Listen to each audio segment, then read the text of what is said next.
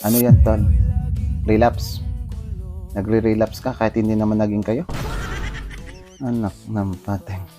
Kung makapag-relapse ka, akala mo ikamamatay mo na. Pero di bali na mag-relapse. Huwag lang maging ampalaya tulad ng iba. Hindi lang sinagot ng babae kung ano-ano na sinasabi. Hindi daw kagandahan. Hindi naman daw niya ganong kursunada. Ay, walang yaka. Huwag ka makalimot, tayong lalaki dito. Tayo may kailangan tayong lalapit. Kaya pag di tayo nagustuhan, tangkapin natin ng pagkatalo. Kasama yan sa pagkalalaki ang rejection. Hilahin mo sariling buntot mo. Ito ang gawin mo. Focus on yourself. Build yourself. Maghanap ka ng mas magandang trabaho. Mag-workout ka.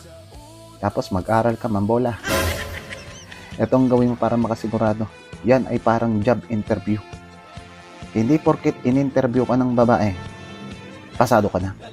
Para makasigurado, mag-apply ka sa isang dosena. Tangina, tingnan lang natin kung may isa dyan di ka pansinin. Pero, kung yung isang dosena na yan, hindi ka pinatos, ay, huwag ka munang umibig pa. Tangina, ikaw ang may problema.